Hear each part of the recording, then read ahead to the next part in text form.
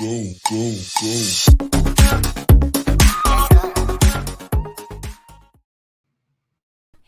welcome everyone. Hi, Thank everyone. you. Thank you for joining us. Welcome to Rockhound Talk Live.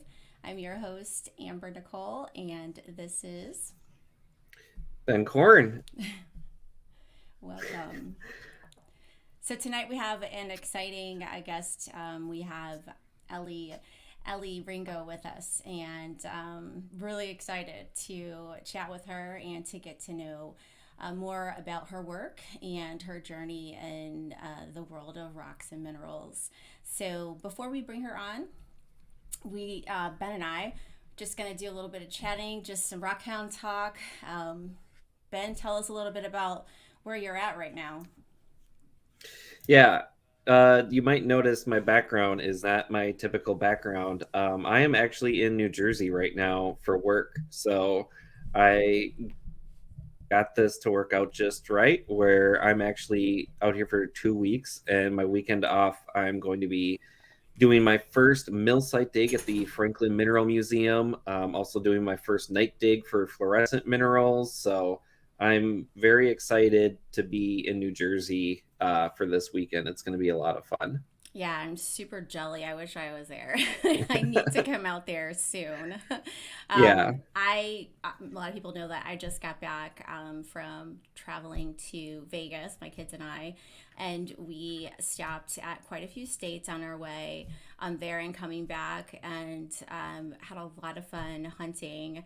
And you and I were talking about some challenges when you're out hunting in different areas that you aren't aware of, property lines and what's public and what's private. And Ben and I both use the OnX app to help us find those areas where we can, legally hunt rocks. So, how has that been working out for you?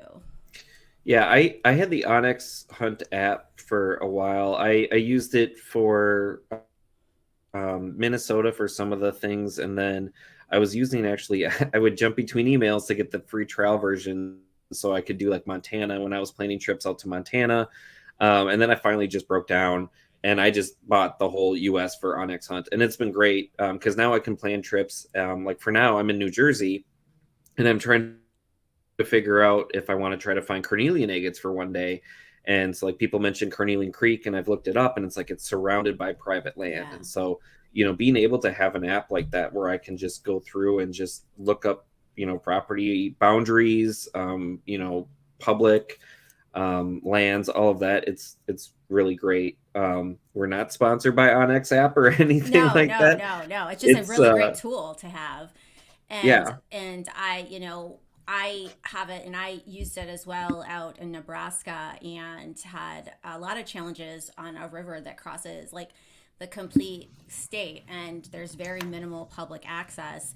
Um, I reached out to some homeowners and I didn't get, any kind of a return call. So obviously I wasn't able to hit those areas up like I wanted to, but it's a nice app to have just because like when you look on Google Maps and you do, you're kind of surveying that way. I mean, it doesn't, you're not going to know if that place is something that you can access until you get there and you see the sign that says no trespassing. So it's nice to know before you go. Right. So it is definitely a nice app to have. So you are going to be, and you said Jersey for a couple of weeks. Is it this Saturday you said you're going to do the night hunt? Yeah. The Franklin Mineral Museum. They've got they it's their mill site dig that they do once a year. So I've been coming out to New Jersey for work for the last, I don't know, like 5 years, and or actually longer than that. And I've never been out here in April, and so I'm so excited to finally be out here for an April where I can go to this exclusive, area that they only let people do once a year. And then it just so happens they're also doing then a swap and sale. So they're having, I don't know if it's like 30 or 60 vendors that are selling to, Nice. and then they've got a night dig. I've never done a night dig, so this is going to be exciting, and I'll be able to get some tips because I'm actually going to be leading. The Minnesota Mineral Club is actually doing a trip out here in just under 2 months, so we're going to be doing a night dig as well. So That's I'm exciting. yeah, it's going to be really nice too, because I don't know how many people have done fluorescent mineral hunting, but I like to bring a grill cover to look under so I can block the Oh, sun and check my that's rocks. nice. Yeah, it's nice until you do it and it's like 85 degrees and sunny, and it gets really hot really fast. So it's going to be really nice to be able to do that at night, where I don't need a grill cover or anything to block out the sun. I can just, have my light out and walk around, and the rocks everywhere are just going to glow. It's really great. I'm really excited for that. Um, so yeah. And then I guess another thing too that we should mention before we get started too. One of the new things that we've got too for this season is we are going to be putting all of the episodes audio on to different podcast Yes. platforms. So Yes. the last one that we had, the season finale of season 1, is already uploaded. So if you want to go and search, you can find it there. And then once we get these episodes edited down and uploaded, those will be posted there too. So you can find Rockhound Talk Live on Spotify, Apple Podcasts, Samsung. There's a whole bunch, pretty much anywhere that you can find a podcast, you'll be able to find us as well. So Yeah. if you don't want to watch the YouTube video, or you want something to listen to while you're driving to wherever to maybe collect some rocks, you can listen to this too. Yeah, especially like when we start getting into, like even tonight, I'm sure we'll talk with Ellie, about places in Arizona. So as you're, heading to these different locations to hunt, just keep us in mind. Some of the information that we have on here might be useful for you as you're prospecting and hunting different areas. So, um, you know, most of my when I went out west, I've really posted most of my experience. So I feel like kind of silly just kind of regurgitating things that I posted.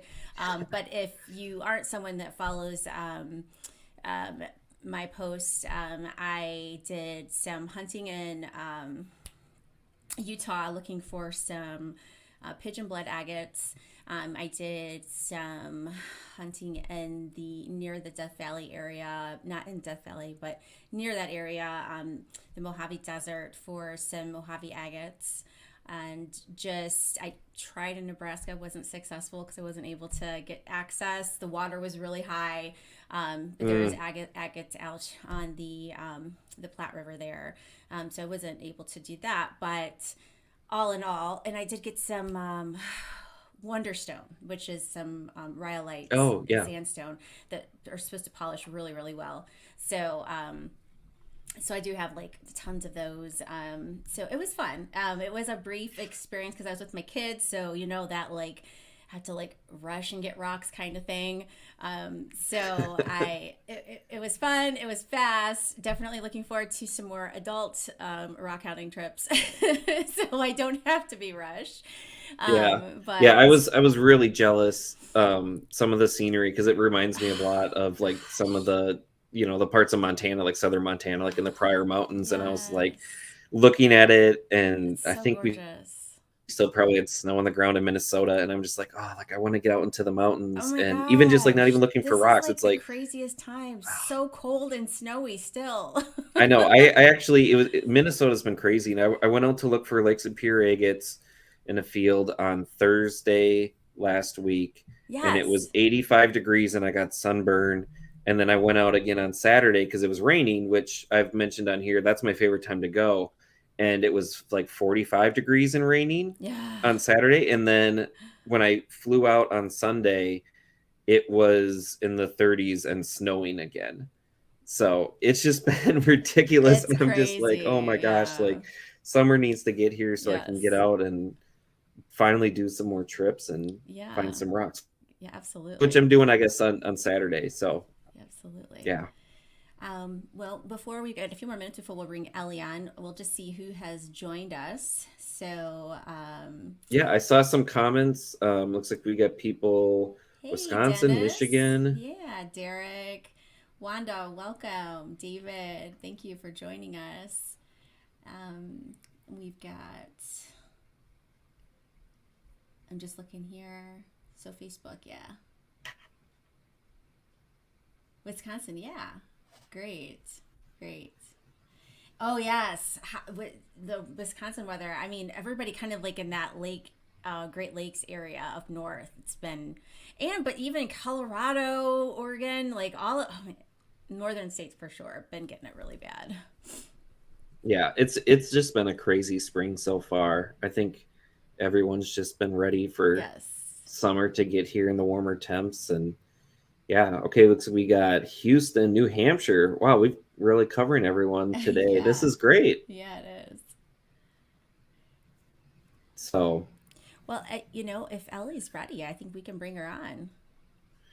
yeah, yeah. So I know we've mentioned it before. It's posted right here. But our guest tonight is Elley Ringo. Those of you who follow her on social media will know her as Elley Knows Rocks.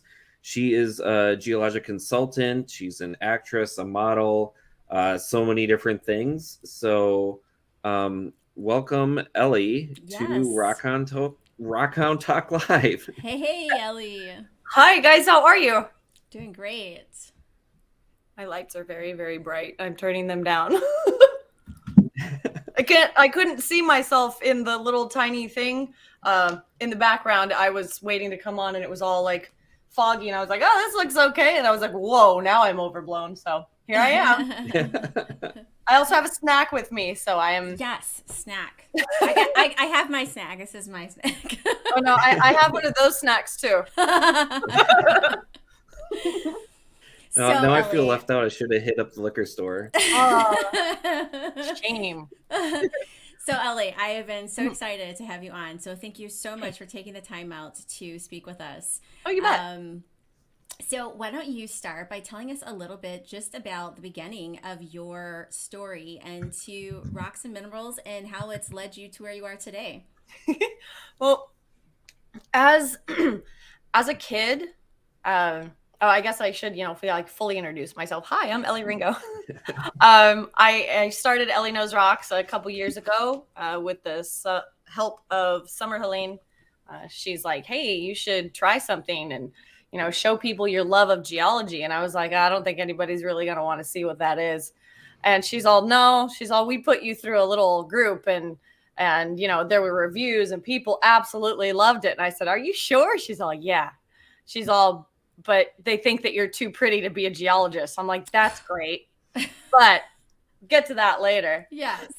As a kid at like 7, 8 years old, I used to beg my dad to take me down to the beach. And the whole reason for that is because I really, really wanted to look for agates. And like as a kid, I didn't know what they were. I had no idea like what I was getting myself into. I just knew that there were some people from the church that we went to that said, yeah, we go look for rocks on the beach. And my mom's thinking, rocks? Really? This is boring. And my dad's like, oh, we'll give it a shot. And so I go out there and I instantly catch on. I mean, little kids kind of absorb things like a sponge. So the woman showed me what it looked like and I was like, I'm on it. And so I just ran around everywhere. I'd come back with every rock. Not everyone was an agate until I really figured it out. But man, my pants would just be full. Like my backpack, my jacket, giving them to my dad. And I was the kid that would like dump all that stuff out in the car. And then a week later, they'd go, what is all of this? And I'm like, yeah, that's mine. I'd try to take it back to my room and like hoard it and not let anybody know it was there. But, I fell in love with it. And I had no idea that it was going to lead anywhere. You don't have that notion as a kid. And I didn't really have like anybody that said, oh yeah, you can go be a geologist, go for it. We didn't even know what that was. Mm-hmm. And so it wasn't until, years and years later, I was working at a job that I hated. I absolutely hated it. Like the person that I worked for used to vacuum herself out of her home every day. And she had white carpet. And her son used to come in and bitch about the fact that his mom had white everything and you couldn't touch the floor. And like, we'd hear these stories like every week. I'm like, I hate working here. Mm-hmm. But I also, due to like bad relationships and stuff like that, people always told me I was never smart enough to go to school. You can't handle it. You can't make it. Don't even try. I mean, even my older sister said it. When I told her I was going to college, she's like, yay, but are you sure it's right for you? And I'm like, why does everybody think I can't do something? I don't understand. So I didn't know what to do. So I decided to go opal hunting in the Virgin Valley, Nevada at the Royal Peacock Opal Mine, just like on a whim. I was like, you can find precious opals there. Let's go figure it out, right? Again, I didn't know what they were. And this was like my adulthood of like getting into geology, right? Yeah. So I go up there. It's raining. It's nasty. Like there was just a little bit of sunlight, but I was covered in mud from head to toe. But I was loving every minute of it. Like I was, I still have the fire opals that I found. And so, you found some. Oh yeah, they're the pretty ones, the ones that they like make jewelry out of, the really beautiful, precious fire opals with the play of color. Oh, that's great. I actually went there a couple years ago. I found opal, but it wasn't the fire, so I am a little jealous. But I could definitely see how that would turn someone on to all of this. Oh yeah, I went back to the job that I was at, and I was telling some of my friends, they're like, yeah, this is cool. It's time for lunch, right? And so nobody was interested.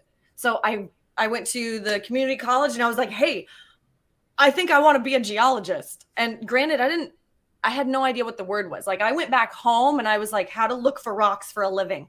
And literally, and it was like, oh, you could be a geologist. And I was like, cool. What's that?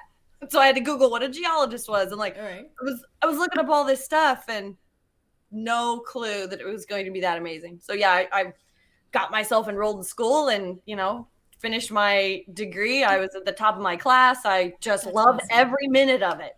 And so that's awesome. That's how I got started being a geologist. That's awesome. Thank you. So then you graduated and then you started taking over, or not taking over, but started working in some of the mines here, assessing correct me the right word for that, when you're trying to determine where minerals are in the field. Yeah, so I started out as what they call a pit geo, working for like one of the biggest mining conglomerates in Arizona. Y'all can look this up. It's really easy to figure out which one they are. First name begins with an F, second names begin with an M. You guys can go from there. And so, yeah, I started out as like, looking at like core and trying to determine like mineral sequences and where would the best place be to drill, where we were going to come up with the highest grade material. And you have to put all of this into like a big 3D model and like present it once a week. And no one really cared. And so it was just one of those things. You'd go out in the field and look for all of these things, and you got to rockhound while you were out there. So I mean, I had my eyes glued to the ground, and you'd get small truck drivers driving by like, what is wrong with these idiots? They're always staring at the ground. Like, because I had a meeting with them once and I said, what's your biggest question? And they're like, why are you always looking at the ground? I was like, well, don't you look for rocks? They're like, why would we look for rocks? We work in a mine. And then I kind of showed them, because this is what we have and they're beautiful and amazing. And so, and it was a blast. And I absolutely loved the first people that I started working with. They were amazing. They were just a really tight knit group of people. And then I was voluntold to move because the mine I was at was curtailing. So I moved and I ended up working for the worst people in the world. And people that would bully me and berate me and just massive amounts of harassment. And I was like, why am I here? I would go home and I would have panic attacks like every day. And, my fiance, who was my boyfriend at the time, was like, you can't keep doing this to yourself. I was like, well, I'm not doing it to myself. And he's like, well, you know what I mean? Right. And I said, I have to go to work. I have to do all of these things. And, and, a couple years ago, when I was put under assessment to say, hey, tell people about your rocks. And I was like, yeah, that's a backup plan. And then like everything hit with the pandemic and whatnot. And so I started getting more and more into it. And I was like, this is my primary plan. I was like, forget a backup plan. And they say about backup plans, like if you have one, you're never going to like fulfill anything. You're never going to make your dreams come to fruition. And so I got the opportunity at that point to go do a TV show to look for gold in Greenland. And I called my boss and was like, hey, so can I have like a leave of absence for 3 months? And he's like, I'll get back to you. So a couple days later, he's like, yeah, we don't really grant that for people. And I'm thinking, that's a lie, but okay. And because they'd done it for other people. So I knew that I was on the blacklist anyways, because I would speak up for myself and stand up for myself. From like the harassment and just the treatment you were receiving. But like there are certain like geologic things that you go do in a mine and you have to tell other people like about them or the things that you're presenting. And so I would always present a strong case, especially around things that had to do with safety. If somebody was violating like a safety incident or somebody was going to get themselves hurt, especially geologically speaking, there's a lot of stuff that happens in a mine that people never hear about. And one of them is like, we have a lot of slope failures. So meaning the angle of the wall falls off and can bury a lot of things. People think of Bingham Canyon when they think of slope failures. That was a massive catastrophe. But they listened to the people that were actually looking at the wall, so they were able to get people out safely. They lost a lot of equipment, but no one died. And so where I was working, anytime you would present a strong case, if you were a female, people were like, yeah, whatever, cool. And you're just like, all right, so why is he get away with it? You know, and no offense to all the dudes out there that don't have a problem with women, but the ones that do, man, I've got it out for you. It's just not cool. It's like, no, it's not. I am doing what I can.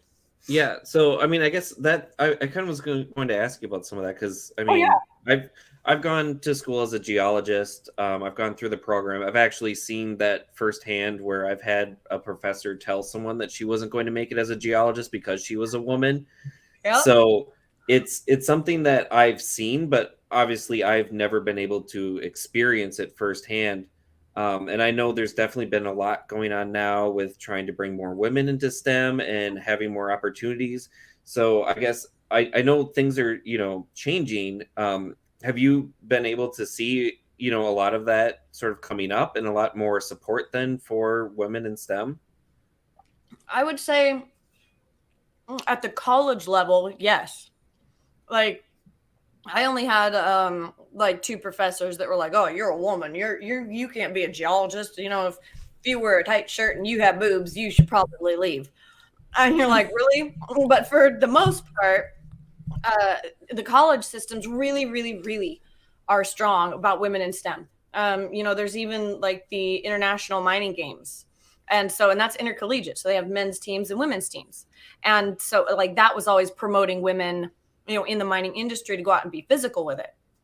But in the real world, you still are looked at as less than. And even so much so that like there's a big difference between like mining engineers that get hired and geologists that get hired as far as their pay grade. You can both come in as the exact same, a 1, and the mining engineer is going to get paid this much and you're still down here. Now, if you're a woman that's a geologist against a male geologist, the male is still up here. And you're like, really? Like we're literally doing the exact same job, but it doesn't matter. It all just depends on where that comes from or stems from the top. And usually a lot of these heads in these mining companies are all men.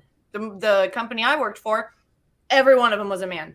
It was only till they started kind of getting in trouble after I left that they sent a woman from their corporate office to go talk to people. And the stories that she was hearing, I heard from a friend of mine I have a lot of friends that still work there, said she was in tears by the stories that she was being told by both her male and female counterparts that would come in and talk about the level of harassment that people were getting from every level, men and women. But it takes a huge change in order to, or not necessarily a change, but either people leaving or something drastic happening for there to be change. For that mindset to change, yeah. And it's just like, they say the strong survive. Well, the thing is like, yeah, the strong survive because they're smart enough to like get up and move out. Because you don't stay in that toxic environment, you die. Like every day you die a little bit. And so it sucks. Yeah. So you had sent us some photos. And I did have a question. I'll bring it up right here. So you sent a photo of you. It looks like some kind of maybe a convention or something in your you've got a table and you're talking to a little girl. I guess what's the story behind this? Okay, so I'm glad you got the correlation between the photos because some of them I didn't exactly put titles on. But so yeah, that is a convention. I have done different like booth events and whatnot. And when I do, I'll sell my minerals that I find, or I also sell my mineral kits and I show people how to use them. So that little girl right there is figuring out that if you scratch the minerals or you streak them on a streak plate, that they all have different colors. And so I was showing these little kids how you can, draw almost with some of the different types of minerals. There are some of them that are soft enough to, you can actually scratch them on paper. But the other ones were just scratching all over these tiles and having a blast and trying to draw stuff. And so that's what she was doing. And then I was also teaching them how to plate copper on a nail with just a steel nail and chrysocolla and muriatic acid that's been diluted. And they were having a blast. Like they were creating their own pennies all day long. And I mean, it was adorable. And so that's cool. With the Elley Knows Rocks platform, I have a lot of little kids that follow me that want to know how they can do stuff. And so with my mineral kits, I tried to look for one that was like online and something that was already pre-made. No, it doesn't exist. Like either they want a fortune for like these stupid little pieces of plastic, little magnifying glass and all these things that are going to break really easy. And I was like, I'll just make my own. And so it was kind of a pain finding all the material to do that was a little bit stressful. But honestly, it's one of my most successful things that I sell on my Etsy is my mineral kits. I think it's awesome. I think it's awesome. I loved it. And that's great. Yeah. So is that the kit then? The photo on the right there of the kit that you get? Yeah. That's really I mean, you don't get the rocks with it. You just get all the stuff. But you got to make the picture look decent. Yeah. Totally adding that. Like, it's such a, like, especially for kids, like, what a cool, even stocking stuffer. Like, I mean, that's just, like, a super cool idea. I love that. Yeah, for kids that want to, like, get outside and whatnot. Yeah. I've had, adults go and get them, and they're like, this is perfect because it's small, it's compact. Yes. You put it in your field bag. It doesn't weigh a ton. And you can do all of your physical tests in the field to determine what you have, because a lot of people don't have that knowledge to just go, oh, this is the mineral or rock I have. That doesn't come very common. So this helps. Yeah. Totally. No, that's great. I've tried to do, talks, with like Cub Scouts and Boy Scouts, and like those kinds of things are really great. One of my favorite things to do is when I would teach and talking about hardness is I would love to take like a piece of fluorite. Oh, yeah. And talk about hardness and be like, so if I take this and scratch a window and I will just, jab it on the window, and because fluorite's softer than glass, they all freak out like I'm gonna like scratch the glass. So that's one of my favorite things to do. I like doing the little kind of magic trick with rocks with kids. Yeah. So I guess kind of talking about kids too. So you did talk. So was it Oregon then that you grew up when you were looking for agates? Yeah. I was on the beaches in Oregon. Okay, do you still have like your first agate or anything like that you found? I have actually the first bottle of part of my collection. Do you want me to grab it? It's on my dresser. Yeah, grab it. Yeah, we love show and tell. Yes. Okay. Oops. Okay, so I'm gonna grab the half amounts of them because I decided to, of course, color coordinate them. Because why not? Yeah, why not? So, oh my gosh. If you can see, like, dark light and whatnot. There you go. Oh, so cool. So I don't know if it'll like focus on them, but I could see it. Yeah. Yeah, they're different, different colors from a dark to white to, whatnot. But I absolutely loved them. Like I was collecting tons, and I have 3 more bottles this size just from my original collection when I was a kid. That is so cool that you kept them. Oh my gosh. People are like, oh, you're just a hoarder with rocks. I was like, well, it's one of my favorite things. It's not hoarding. It's just a collection, right? Right. Everyone that collects things could be considered a hoarder. Yeah. So you started.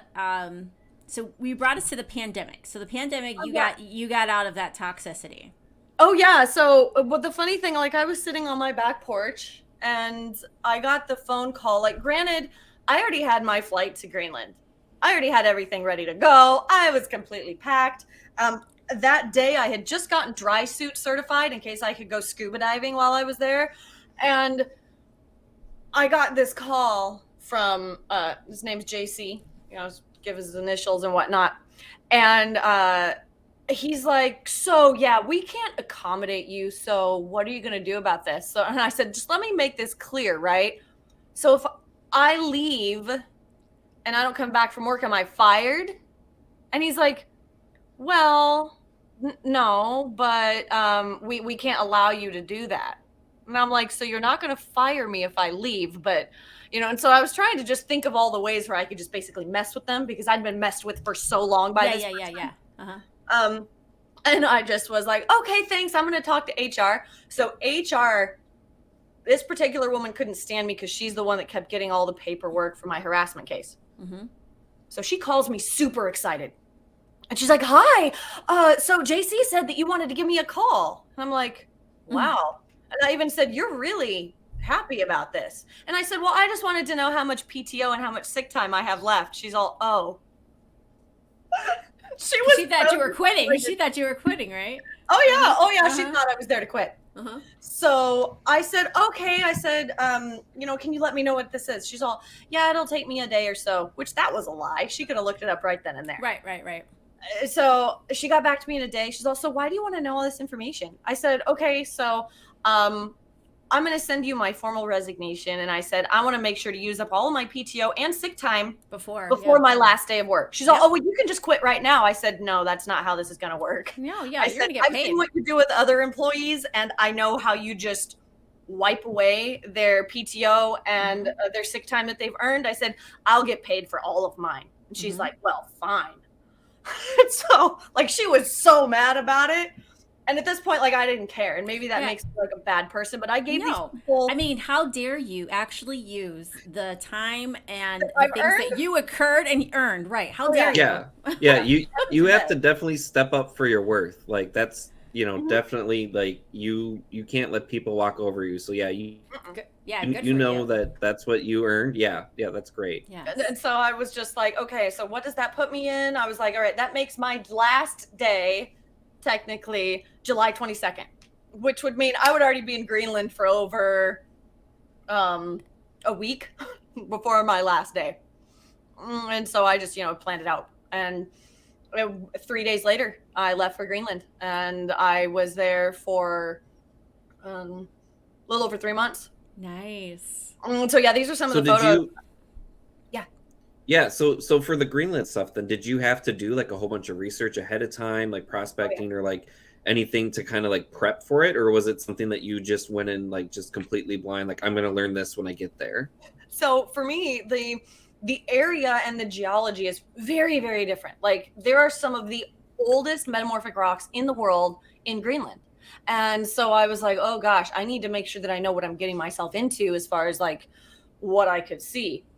And even with all the research that I did, I provided all of the the networking and the links to get the company that was filming us, all of the maps, all of the deep dive for any geology that was there, the gold belt, all of it. I provided them with a ton of information just so we would have it there on site. And so they kept reaching out to me for that. So when I got there, I wasn't going into it blind at all. I really knew which locations that we needed to be in. And I had a very, very small reference as to where the claim was going to be at that we were going to be on. So I was able to do a little bit of pre-geology just via the maps that I had found, Google Earth, and just trying to figure it out. Plus I read every gold paper I could possibly find on Greenland. And it was just a lot. So, and honestly, I was so excited about finding any of the minerals there and stuff, because there's so many minerals that they have there that we don't have here in the States. And I was just like, am I going to be able to take these and keep them? And that was kind of a whole nother story about what we were going to go find and what I was told I was going to be able to find and keep, and then what actually happened. So were you the only geologist there? Yes, I was the only actual professional anybody. I was the geologist and a miner. I was the only person that had ever worked in a mine, and everybody else was kind of a weekend prospector. Okay. The Ray was awesome. Ray, super cool person. He and I got along probably he was probably the only person that I actually got along with, just because like he was smart, he was on it, he knew what he was doing, he wasn't stupid like the other people. Like, and I'll say that very blatantly. Like, if you're that dumb or that lazy, you definitely shouldn't be like on a show saying oh, I go in mine all day long, and I was like, really? Like in your imagination, I'm assuming, because you're not in here. Like, if you can't get up before noon and out of your tent and like doing something, probably shouldn't like actually be looking for gold. So, but that was fun. But anyways, Ray and I, we looked all over the place. We found a lot of stuff. We, collaborated really well on the show. So that was really, really cool. We're still in contact, which is awesome. Sometimes we just call and chat. Sometimes it's just a quick text. But, at least I made a couple friends there, more native Greenlanders as friends than actual like people that I went there with. And so the gold then, was that all placer gold that you were looking for? Yes. Yeah, it was. Okay. The operation that we set up actually ended up being the very first placer mine in Greenland ever. Oh, wow. Oh, wow. People have claims up there. And the way that the claims work in Greenland is you have to be a native Greenlandic person in order to claim any land there. And if you go into anything like that, you already have to have a reclamation program. You already have to have funds set aside to repair anything that you have done. The claims kind of work very different. You can go and completely live out there. You have like all the mineral rights and that kind of things, and you're allowed to use the water. So a lot of people have claims and they'll do some testing here and there, just either digging test holes, and some people have done some boreholes, but it's it's an alluvium, so you're not, the test holes kind of either fall in or you're not really getting like a great sample. But I think that some RC drilling has been done out there. And then in the hard rock mines, of course, they can do core, but that won't work on the alluvial fans and stuff. And the like huge lateral moraines are what are left over from the glaciers being there if they haven't been cut by a river. And so that's what we were mining, is these giant lateral moraines with alluvium that had come down from the hills. And it was really surprising how much material was actually like left in there. And it's micro fine gold, micro fine.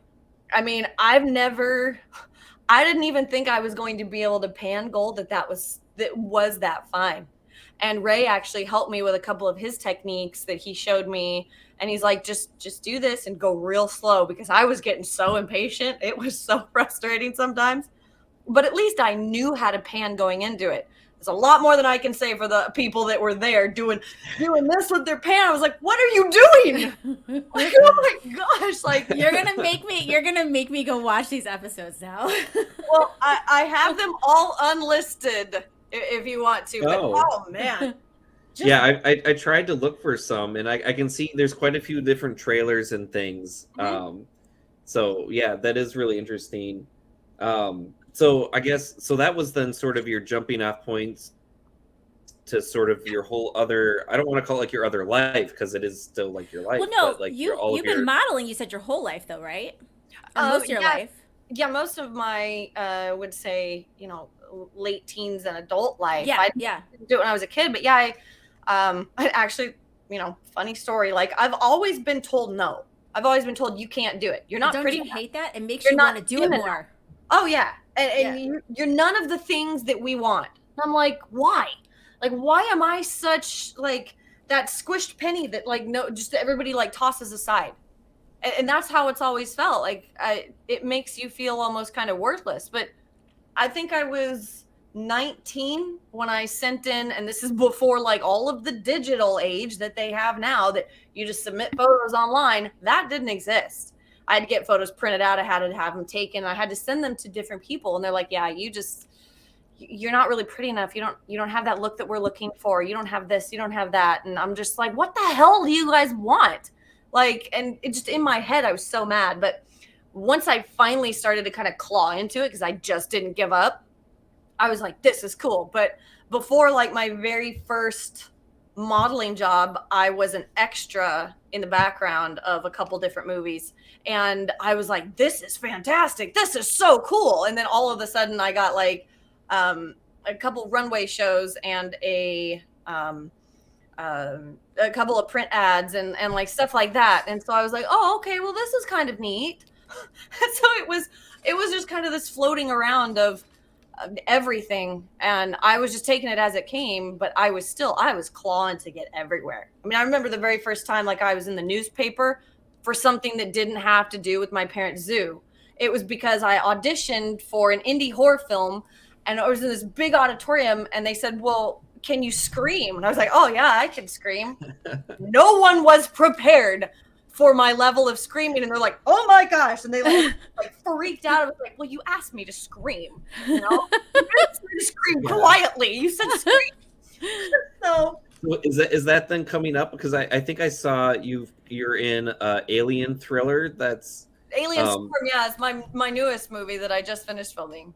Yeah, so is there like, screaming and all of that? Oh, I'm going in that full on like badass in that film. I'm one of there's 5 lead characters, and I'm the 4th. And so it's, we're carrying this storyline along, everything that happens. And it's, I can't like say like too much about it because you're not allowed to. But oh yeah, like I wreak havoc like in the end, And when can we expect to watch that? Well, since it was filmed in February or finished in February, it won't come out until February of next year. Usually once they're filmed to being released, it takes a year. Okay. But this year, I've already had one of the films that I did last year come out. Oh no, 2 of them actually. I wasn't able to go to the premiere of one because it was in Florida, but I did 6 films last year. And so I have, 4 or 5 more that are coming out like this year. And so, there'll just be little parts and pieces. And 2 of them I'm really, really excited for. The other ones I just had smaller parts in. It's fine. But I like the meat of things. I like to, I like to be the main focus. I mean, for someone in my field, I can't say that they don't want the same exact thing. So yeah. And so would you say that Frozengold opened up the movie aspect for you? No, I'd already been in a couple different films for sure. What was it? 5 different films before I was in Frozengold. Okay. Because Frozengold was just like a TV series, but it did put my name more on the map. And so, it helped with a lot of stuff. So I definitely felt that leading up to that, every day I was like, I can do this. I can be somebody. I am going to be out there so that people can see me. I will be famous. And yes, hands down, whether I'm naive or whatever people want to say, I will be famous. People will know who I am. And that is a goal of mine. It's just something that I want to do. People know me for geology and modeling and movies. And so eventually that's all going to come together in one name. And people are going to like, oh yeah, that was that girl. I knew her when. She's pretty cool. Yeah. Hopefully. Yeah. That's what I want. I think I read somewhere too that with like the acting and things, you also did stunts. Is that right? Yeah. The film that I was a stunt person in just came out last month, and so I got to go watch that. It was pretty cool. I've never been as injured on a set though as when you do stunts, especially the last film I was in. I would definitely say that there might have been a few safety aspects that they could have worked on, because I went away with a concussion. I was knocked out. I had bruises all over me. And I ended up hitting my lip like the first day. Like I rammed into this guy that actually saved me from like obliterating my face against a concrete wall because they had no like padding. So I'm trying to make it look like I fell into a wall and I'm about to tumble downstairs. Well, I stepped on my own damn foot. And it really looked great because he caught me. And so actually my teeth bit his arm, not meaning to. So he had like this nice little half moon from my teeth. But like my face was all swollen. I was like, oh my gosh, I look like a hot mess. But no one cared. I had a wig on and a bunch of clothing. No one even knew that it was me. And so, my face couldn't be seen because it was a stunt double. So that was fun. But for any of my films that I do all of my own stunts. I mean, I can handle weapons. I can fall off horses. I can fall down stairs. I can make it look like I'm, tripping and breaking something without actually doing it. It's just stunt work because I was in theater forever. Okay. Like I started theater when I was like 7 years old. And so Okay. that's where my love of like acting started. It's like, That makes sense. so there was a girl, and I still remember like the picture. I can remember it. I don't know who exactly took it, but I had this little yellow like polka dot apron on over my pants, and the girl that was supposed to be in this role, I guess she got sick or something. So my teacher's like, "Hey, you read this once before, right?" I was like, "Yeah, I can do it." And so as a 7-year-old, I was taller than everybody else, like by a lot, like at least a head taller. And so I just would look at everybody, right? And I remember the picture. I'm just standing over everybody and I'm holding my script like, oh my gosh, they're watching me. And so it was so much fun. And I remember that feeling. That feeling, yeah. And so being able to take that and, put that into like musical theater and dance and have that all come together. I mean, still the last big play I was in, that was before I moved to Baghdad, Arizona. And it was the beginning of 2016. And I still remember opening night. I remember opening night of every play that I've been in. And it's the most magical time ever. It's amazing, especially when everything goes right. Even if you mess up, it still goes right. It's so much fun. And there's not a bigger thrill for me than like being on stage or being in front of the camera in some aspect. So when you could combine, I can imagine how you felt about the frozen gold opportunity. Mm-hmm. You're like, I love rocks. I'm on camera. Yes. Yes, exactly. Yes. And so I was like, I've got this. I know what I'm doing. And so it was funny because they would take us for OTFs, which are on the fly interviews. Mm-hmm. And they, right after something would happen, whether it was like something dramatic or, someone was yelling at somebody or you found something, they take you off to the side. And those are the little clips where they're showing you by yourself, answering questions about what's going on. Yeah, and talking heads or Yeah, exactly. And I would get done with my OTFs or my interviews really fast. So by week 3 or like week 3.5, I go up to one of the DPs and I was like, hey, I said, so I've kind of been noticing now that we're all kind of in the same location together, because this is after I'd done a bunch of my traveling until later on. I said, why is it you spend so much time with everyone else? I said, am I not saying things right or what you want? They're like, no, actually, you're short and sweet to the point. You give us exactly what we want. So we're done. He's all, everybody else, since they spend 10 to 15 minutes over here, it's because we haven't gotten the answers from them yet. They tell us this big old long story that we don't need. He said, because nobody's going to want to watch that. He's all, you're just done. And then the other guy said, yep, pretty much. And I said, oh, okay, cool. So a little bit of a confidence boost, because I didn't actually have the guts to go ask them, because I was like, I don't want to hear that I'm doing a bad job, but I needed to know to make sure I wasn't doing it later on. Right. And so once they told me it was correct, I was like, oh, thank God I'm not an idiot. And then I just went about my, day and I was fine. But it was cool to know. That's great. Yeah, So I've got, so a couple, I want to show a couple things. So the first thing, so I saw this photo, which looks like an abandoned mine shaft. Mm-hmm. And then you also sent this video. Let me play this video for everyone. Look at this, guys. This is the ladder. This is what I just climbed down. Well, I was up there, but isn't that freaking cool? And these tracks, they lead up and out. Okay, so a couple things with that then. So I know you've talked, you briefly mentioned you grew up and like your parents had a zoo, so you had like tigers and all sorts of animals. You talked about riding horses when you were a kid.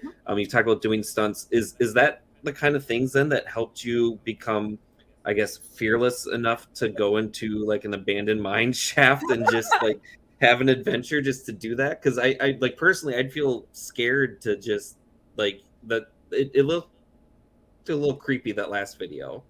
Yeah, so I was so both those pictures correlate. The picture that you first showed before the video was that one, was me looking down into an area that daylighted into the second level drift that I had showed the stairs going up.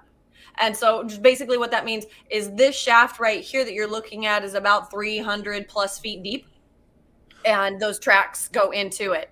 And that angle looking down in there, that's how freaking steep that is. You fall in there, you're going to break something, die. You're never going to be seen again. But going around the other side, walking in the adit to go up those drifts, I mean, you know, it allows you to go see those different areas. So for me, it's a little creepy. I'm worried about like the things that are in there, like, you know, snakes or javelina or a bear or a bobcat or a cougar or something like that. For sure. I'm scared of those things. As far as other stuff in it, like I take a gas monitor with me. And so it's a 4-gas monitor. And so if there's not enough oxygen, it's going to go off. If there's carbon dioxide, if there's, you know, H2S, if there's things are in there, it's going to tell me right away. And if it goes off, even if I think it's a false alarm, I'm out because people could die. And I worked for the state of Nevada for a little bit. They gave us mine training. They would probably never agree with what I do, but I still do it safely. And I try to do it in a sense that not everybody sees me do the pre-work. And I've wanted to for a couple times do the whole thing where it's like, okay, I have an entire gas mask on. I have my monitor, I have all my stuff. And then I go in, I check it out and I make sure that it's fine. And then I go and I do my video. There are occasions though, where I will just go in where I'm like, okay, I know that this is going to be cool. I'm just going to have my monitor on because I want my first reactions to be on the video. And because those are very different. You could try to redo them, but it doesn't always work. And so even in acting, like sometimes your first reaction is going to be the best one you have. Right. And so going into these things, I am, I guess, a daredevil in the sense that, you know, yeah, when I was a kid, like I'd just go do stuff. I'd get on my horse in the middle of the day on a weekend when I wasn't in school. I'd be, Mom, hey, peace out. I'm gonna grab a sandwich and some water. I'll be back before dinner. And I'd be gone all day long. Me too. and so it's just like, and I felt safe enough to do that. Like, yeah, sure. Me and my mom were chased by a cougar on horseback several times. We ran into baby bears that scared the living crap out of us, and mama bear is just coming along going, don't touch my kiddos. And you're like, oh, like those things happen, but I don't know. It shows you're alive. That's for sure. And so it doesn't, the only thing I fear, honestly, are like things that I don't know are in there. Otherwise, I just absolutely find it fascinating. I mean, I am definitely sure if there was a such thing as like, if you're something else in a different life, I was definitely a cat, but the curiosity stuck with me. And so hopefully the 9 lives too. Yeah, right. Like, I've done some really crazy things. I've been in, 3 different really big accidents. I've broken my back. I've dislocated my tailbone. I have done things that most people are like, are you stupid? I'm like, no, I'm insane. Oh, wait. And so, but no, it's so much fun for me. It's like that something might happen. Heaven forbid it does, but I'd rather take the risk and find out than not do it. And that's why I'm sitting here right now. Right, exactly. I've taken these huge risks. Yeah. I mean, I've quit my job. I don't know how many different times to go do something else that I love. And it's always been better. And so I just keep hoping that, that next leap of faith is also going to be just as good as the ones that I've taken. I love that. Yeah, I love that's it. great. I'm going to, real quick, I'm going to address some questions that we have here. I was just going to say the same thing. Yeah. So we've got David here. Can you see that? Yeah. Okay. So if you wanted to answer that question here for David. Yeah. So David asked, while in Greenland, what other minerals, etc., were found in the alluvial runs? So in the actual alluvial that was there, you didn't find too much. You did find a little bit of sodalite if it had come off the mountain, and that's that mineral that glows under UV light, which is awesome. And we got a couple of traces of what I think was platinum.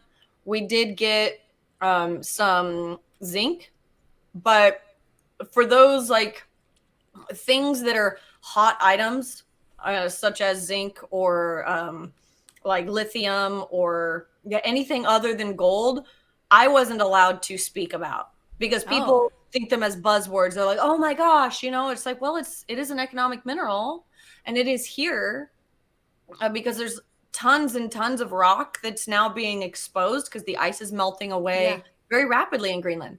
And so there are big lithium deposits and big zinc deposits. And there's another one that I can't remember the name of. If it comes to me, I'll let you know. But basically, it's used as an insulator mineral in like computer chips and that kind of thing. And so that there's all of this stuff that's being exposed up there. But when I would find it and want to talk about it, I couldn't. So that sucked. Otherwise, that was pretty much the only thing that was actually found in the alluvium. Any of the other minerals that I found were either, on a like rock hounding trip or something that was in hard rock. Okay, great.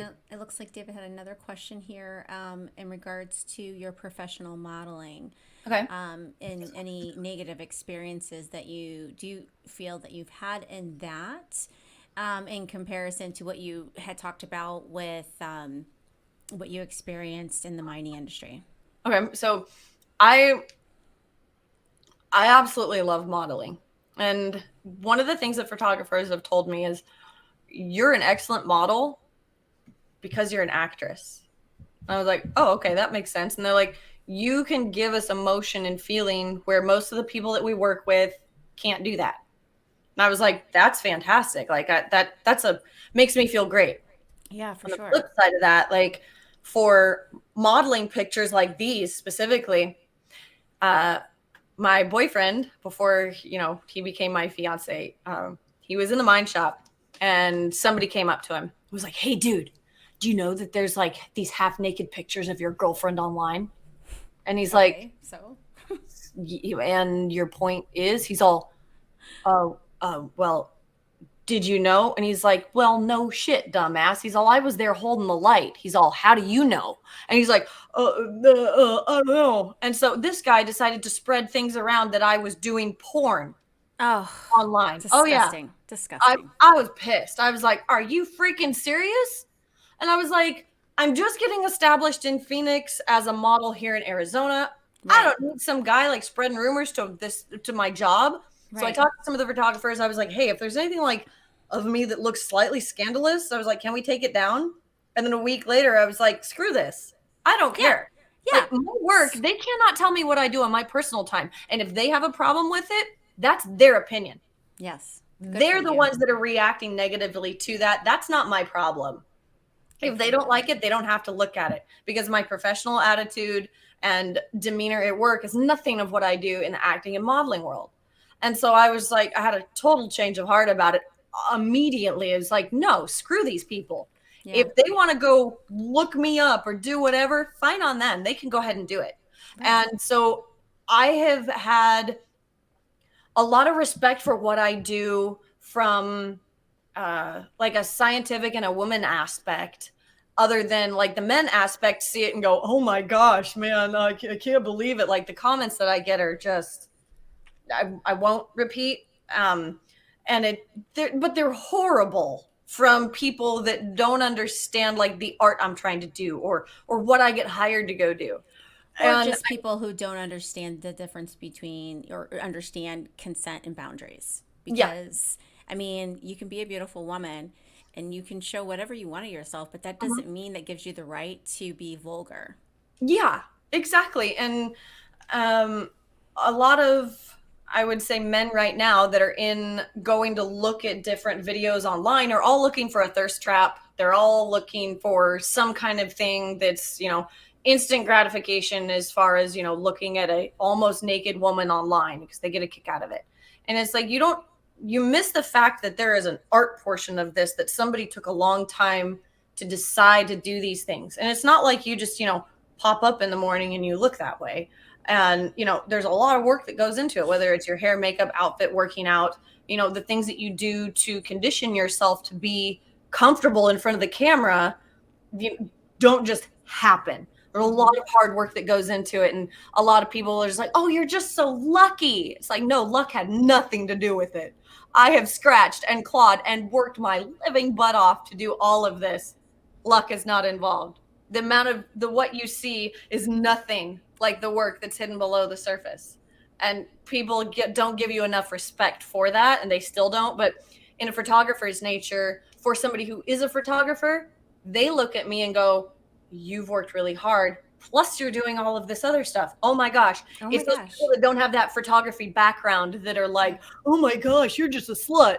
Like, thanks.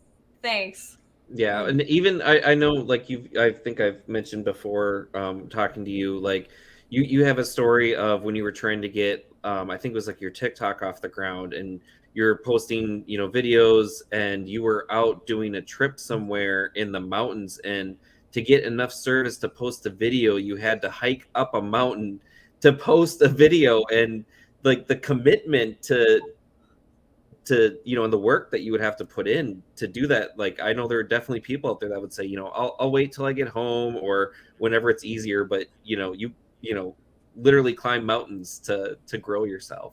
Well, my manager, or I guess one of them, Summer, she said, you have to post every day. And I was like, oh man, I'm going on this trip. And it was a kayaking rock climbing trip. So we had to take it was canoes. We didn't have kayaks, sorry. Or one or the other. Oh my gosh, I forgot what it is that I actually have. I'm so sorry. Anyways, everything was strapped on top in plastic bags, and we had to go down this like 6-mile stretch of river, which was way longer than I thought. And when we got there, we weren't sure if we were going to have service. So not only did I have to hike up the hill, I had to cross the river to then hike up the hill and then wait. But that story, the reason it's really significant for me is because that particular day, that was my second really big viral video. My first viral video, or for me, with as little followers as I had like 15,000 views. I was like, oh my gosh, that's good. I'm so excited. I woke up in the morning and my video had over 200,000 views. What? I had gained 15,000 followers that night. That's crazy. Good and for I was you. like, oh my gosh, it worked. Like, the hell was with it? And granted, it was like in the middle of the night. So I had like a headlamp on, I had a flashlight, plus I'm holding my phone, traipsing across the river and then coming back, which was almost waist deep. So I was, it was in the summer-ish time. So it wasn't that big of a deal for that respect. But, it was, I would say definitely like a dedication, because I knew if I just put in the work and I did it, it would do something. And so it did. And what do you know? Work got a hold of that video. By the time it reached 425,000 views, someone was pissed off at me. Oh, you mean the mining world? Well, yeah, because I was still very much in the mining. Oh, okay, yeah. And okay, so. yeah. And they flip out. Oh my gosh, because it was a huge it was very big for, the area. And of course people flipped out. She can't be taking videos of that and blah blah blah. And I'm like, does it say your name on it? Do you know where it's at? Right. Are you being like publicly called out for this is your area, or whatever it was? Right. And like the GM was like, no. And I said, exactly. And I said, this is my personal life. It has nothing to do with you. I said, the line you're walking is paper thin between my personal life and what you think I should be allowed to do because of where I work. I said, that's not okay. And so I've always stood up for myself, I guess, in that regard. I'm shaking as I'm doing it and feel like I'm going to throw up. Right. But there comes a point where you have to stand up for yourself because you're your only advocate. Yes. Absolutely. And so I've definitely pushed all those boundaries. I love it. I fucking love it. I love it. Yeah. I love it. No, that's great. I love how much of, like, you're your own biggest advocate. Like, it's really great. And so speaking of social media, if you don't mind, I'm going to read a quote that I pulled from, I think, one of your interviews. Yeah. So the best way to support an artist or creative is to simply watch their videos or look at their pictures, like the videos or pictures, comment on the videos or pictures, follow, subscribe to what they're doing. Following and subscribing to creators is your way of saying thank you for what you're doing and we like it. Yeah. So kind of going with that too, because I know we haven't mentioned it. So you're Elley Knows Rocks on YouTube, TikTok, I think Facebook, Twitter, Instagram, Snapchat.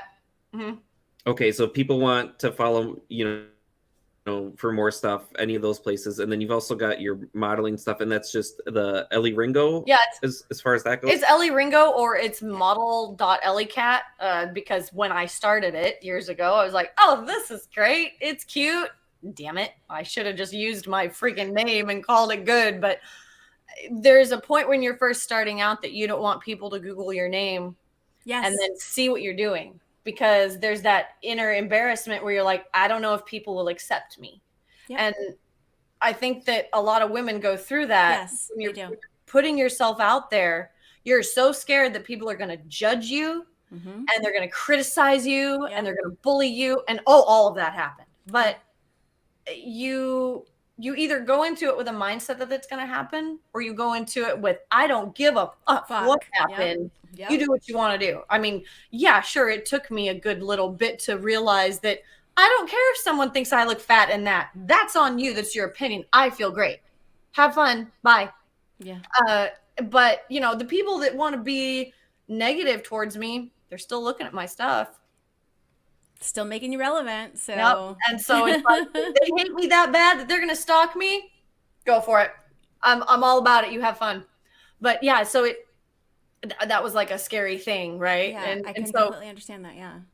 Little bits of feedback, of course, were like great. And people like, oh, I love what you're doing and this and that. And then it came to a point where people really started to like what I was doing. So I was like, yes, maybe I'm doing it right.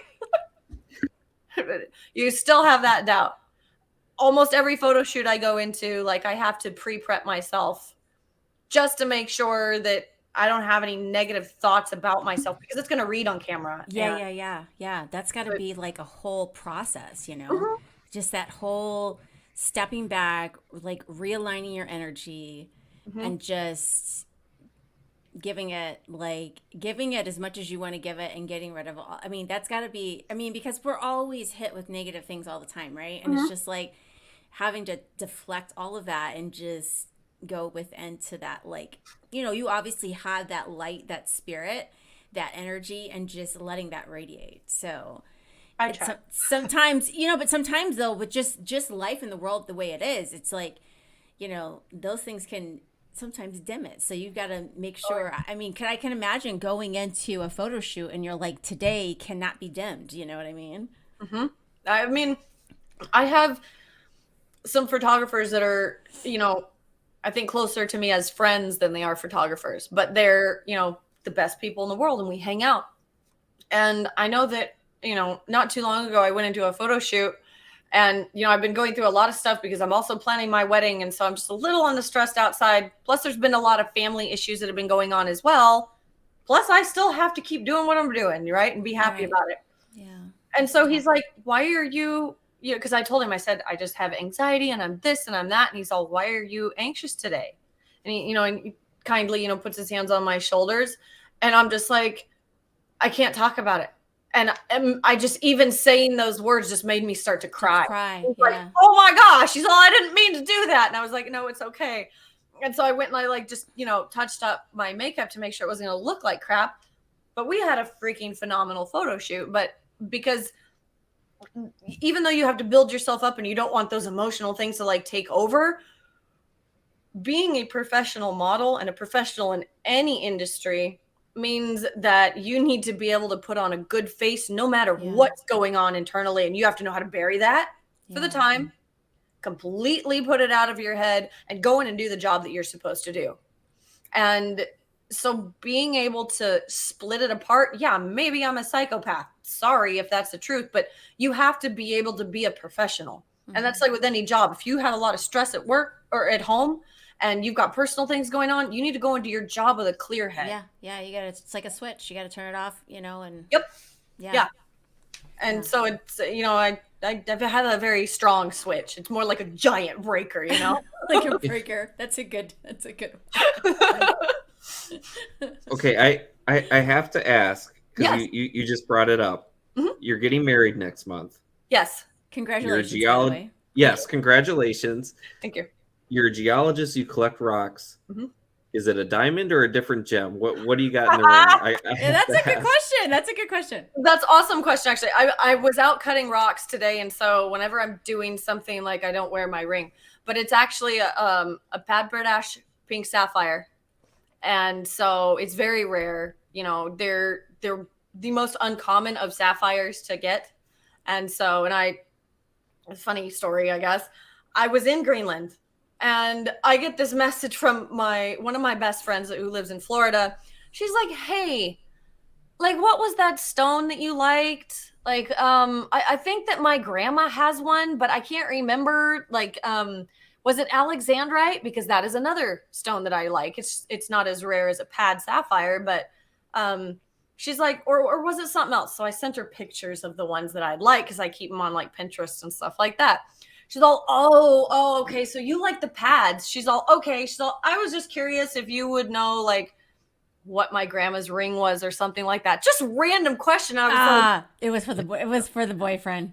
Yep. I had no idea. I was so like stressed out and my brain was everywhere. I was like, Danny, this is the weirdest fucking question in the world.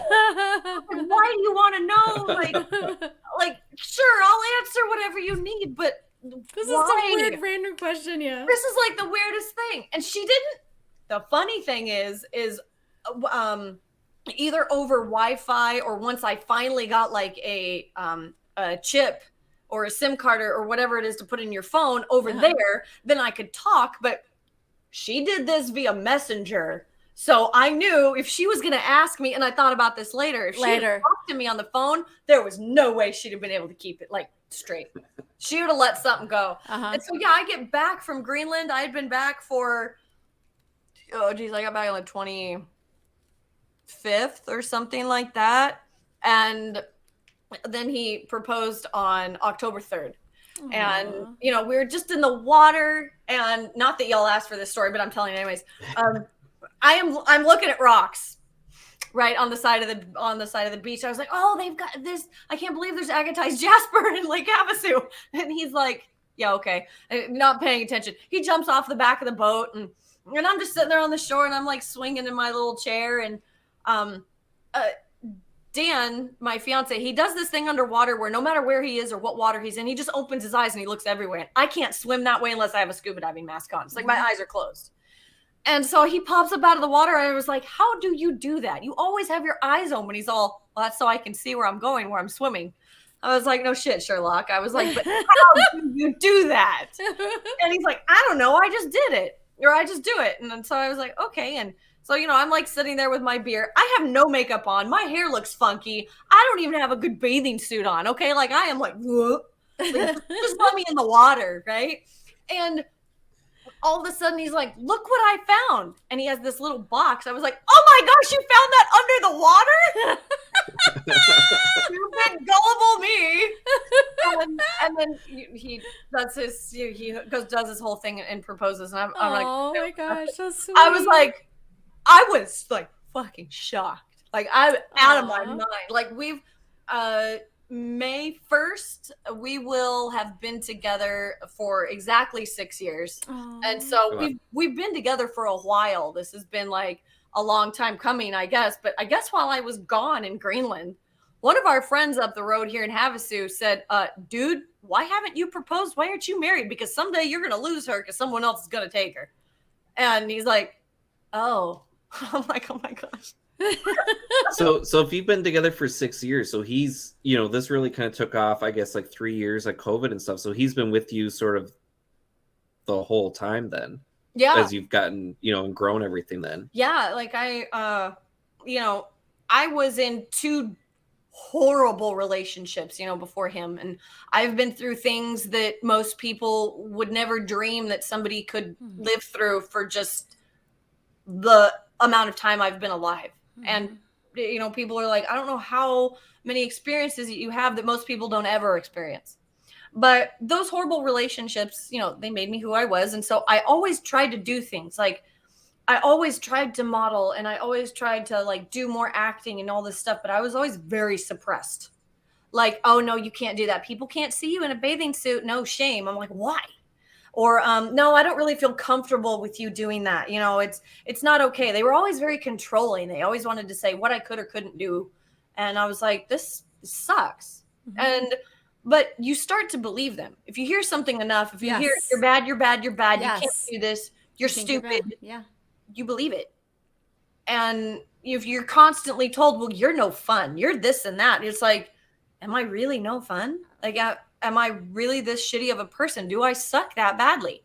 So it's a whole mind thing where you're just like, oh my gosh. But once you decide to get rid of that and go away, like the first time I decided to like up and say, yeah, peace out, and you're never going to hit me again. I was living in my Jeep. Like I have a Jeep Wrangler. I still have the car. I'll never get rid of it, but I'm 5'9". You can't sleep in a Jeep unless you take the windows off and stick your feet out the window. Like, and I made that choice though, right? To get out. Yeah, you have to like at some point you have to take the giant leap to leave. And so I was like, wow, I've been through all these little shitty things. And so Dan coming along, he's like, yeah, do whatever you want to do. So I fully support you. So yes, I can sit there in a nude art class because I do a lot of lighting to teach photographers how to shoot a model and how to be professional with them, whether they're beginners or intermediate. Some people just haven't done that before. And I'm very comfortable in my body. So I was like, yeah, you can't do that. And this is what you want to do. And so I have photographers that I trust to set this up so that, you know, you can have group shoots to tell people what to do. And Dan will be there. He'll hold the light. He'll hold the fill. He'll hold the reflector. He'll do all those things. And he's a confident enough man to know that I'm not going anywhere. And it takes a big man to do that. Oh, yeah. You know, to watch their girlfriend and then fiance or whatnot get photographed wearing nothing by 8 different people over his shoulder. And, you know, he's just that great of a person where it's like, that's well, yeah, no doubt at all. Yeah, babe, I'll marry you. You know, this will happen. You're amazing. Yeah, sometimes every couple fights and argues because you shouldn't drink milk from the carton. I'm sorry. All right, and you don't lick the spoon and put it back in the drawer. Why is this not like a fundamental fact that people actually know?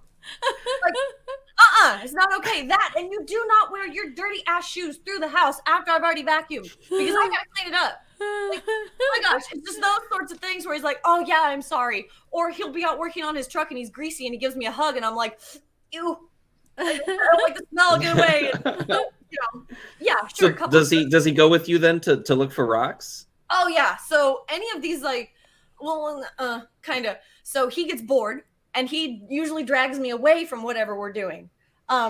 There have been times where he's like, nope, we're leaving now. Or we'll be hiking up a hill and I'll be like, oh, look at this. And I was like, look, oh yeah, it happened a week ago. I was like, oh, I found a crystal. He's like, oh my gosh, we're never going to make it to the top. That's what he said. I was like, no, that's not true. I think everybody who's in a relationship with somebody who's not like a true diehard rockhound like has those experiences where like everybody like you just want to keep going, you want like one more rock, and they're like, no, you're done, like okay, you have enough, or like okay, we have to get to the goal here and that's to the top. Yeah. Or hold on, we can't go inside the store yet. I gotta look through the gravel and the landscape here. I did stop doing that years ago, FYI. But it did happen at one point. I was like, oh, these are pretty. And she's just going, oh my gosh. But it happens. Yeah. So he loves to go look at abandoned mines. Oh, that's good though. That's fun. Yeah. He thinks they're awesome. Like as far as finding the rocks, I will show him what to look for. And usually he can't find them, but that's okay. He tries really, really hard. That's good though. I appreciate just him trying and just being there with me. And so most of the time he'll just hold the camera. So on our very first trip, he's like, so like we knew each other for just over like, no, not even a month or something like that. He's like, so do you want to go to Europe with me? I was like, stranger danger, like what the hell, dude? Like this is like, yeah, we've kind of been seeing each other. I just met you a month ago and we've gone on a couple dates. You want me to go where? He's like, well, my parents are going over to England and we go to Paris and I was like, oh my gosh, I've always wanted to go to Paris. It could be so cool. And so, I decided to go on the trip. Like, oh my gosh, you buy a last minute ticket to Europe back in like whatever it was that I went. They were expensive, but I was like, it's okay. I got a good job. I can handle this. I went over there and I was like, oh my gosh, will you take a picture of me? Will you take a picture of me? And he's like, I'm the Instagram boyfriend right now. I was like, yes, you are. He always had my phone and we had the best time. And so then now it's just become a thing. Like he will, he doesn't do the photograph thing very well. He usually gets me when I look like this or like, some face. I was like, look at the camera when you're taking the photo. But he'll film me for my YouTube videos and, he'll do all of those things. And, like every guy, he'll just get like fed up and just like, okay, are we done yet? Can we go? Right. It'll be like almost nighttime. I was like, no, I just want to find one more. Just one more. One more. I mean, I'll make him stop like on the side of the road. Stop! I see a rock. I need to jump out and get it. And so like, this is why my shirts say, wait, I see a rock. It's because it's like, it's a thing. Yeah, I mean, totally. He's almost caught me in midair going to jump for something. And he's like, yep, nope. You're going to come back over here and we're going to drop you down. And so you have shirts? So you have shirts too? Is that also on your Etsy? Yeah, that's on my Etsy. They're like a, I don't keep them on hand. They're a print to order sort of thing. And so, but I mean, I like wearing my own shirts. They're fun. But some of them look cute and whatever. And I make my fiance wear ones that I made for him. So it's a fun little like thing. But yeah. Okay. So I have to say that I'm impressed with so much about you, but one of the things that I find incredibly impressive is that like you are this professional woman who is doing movies, you're modeling, but in the midst of all of that, you find the time to connect with nature and to do what you love and to create content for rockhounders. And that to me is just so incredible. Like I love that you still hone in and connect to like your love of geology and share that with others in the midst of like all of this, like, the stardom that you're rising to. Like, sorry, it's my cat. She's right in the front of the camera. Oh, that's okay. That's okay. What's your cat's name? Uziri. It's Swahili for beautiful. She's a Savannah cat, and she's wants my attention right now. She's been sitting on the floor, like batting the floor. Sorry. I'm listening though. Do you find that? So I guess, do you find that creating content is more of like a time of peace for you, or is that more of like just like a job for you? Like where do you see yourself with the content that you're creating, as a rockhound? Do you see yourself continuing to do that? Do you want to grow with it? Is there, a plan with that, or are you just kind of just going with the flow? So honestly, as far as the content that I create, it's my job. If I'm not, which happens rarely, depending on either where it is or if I have time, I do get like independent consulting jobs to go out and look for or look at people's minds and whatnot. But okay, so you still do that. Okay. Oh yeah. And so people will want me to either go look at their stuff or to examine it. But sometimes it's just we would love for you to do this. Can you? And then there's like no follow through. And so I'm like, okay. And so I mean, honestly, and this is just because, hey, it is what it is. And, it like the starving artist sort of thing, if you're on food stamps, you've made it sort of deal. But like last year because I just did my taxes because I was dreading doing my taxes. Yeah, me too. 2 weeks ago. Absolutely hate it. Because mine, believe it or not, they're kind of complicated, but like I made nothing last year. And it's the least amount of money that I have made in the past 20 years. And I'm like, there's something wrong with me. Like, so it's scary. It's like if you don't get these little jobs, if I don't sell enough on Etsy, if I don't have enough views on YouTube, if I don't have enough views on Facebook, it's like, and TikTok doesn't pay shit. And the Instagram loves to just kind of do this. So I'm like, okay. so at least with the other ways that I monetize things, I barely make enough money to, you know, pay for my gas to get to all my trips, to go on my trips, and then to pay for my cell phone bill. And literally, if it wasn't for Dan and me making some really risky but very good choices with real estate, I couldn't be doing what I'm doing. And so, and I know that I've gone way out of the realm of what you were asking, but my passion for this is something that is huge. And I love to combine my passions. And, you know, we've talked about that, but I'll continue to do what I'm doing because I believe enough in myself that it is going to go somewhere. Whether other people do remains to be seen. But hey, my YouTube keeps growing. I hit 11,000 followers. That, you know, it feels good to me. And I know it'll keep getting there. And it just takes time, but it takes a lot of tenacity. It takes that persistence. And it takes people slamming the door in your face for you to find like the little teeny tiny window or even a doggy door to crawl through. And you just got to keep going. You have to pursue it. You have to keep that passion open. That's a really good message. And actually, no, it did answer my question because you believe, well, you have a passion in this and you believe in yourself, and that between that passion and believing yourself is your drive to continue. So, I mean, that's exactly what it is, and I think that it's admirable. It's Thank very you. admirable. Yes. We're going to check and see if we have any other questions here. I think somebody back I here did have one. asked about our favorite rocks. Was that we saw? Yeah, I can bring that up. Yeah, you want to bring that up? Elley, what's your favorite rock or mineral? Oh gosh. This is a very, very loaded question. I'm so sorry. I don't have one because I like too many, and it just depends on the one that I am finding right now. I would say all encompassing, you know, when I have to pick one, I would say that my favorite mineral is corundum because it, you know, it's sapphires and it's rubies. Sapphires are some of my absolute favorite gemstones. It's amazing. And, you know, but I love all of them. Like, and it's such a bad thing. Like, every time I open up like a new agate or something that I hope is a geode, it's like, oh my gosh, this is my favorite rock. But I can't say that as well. It's not my, you know, those aren't rocks. Those are minerals. So there's a huge difference, huge disconnect. And so each one is my favorite every time I find something. Yeah.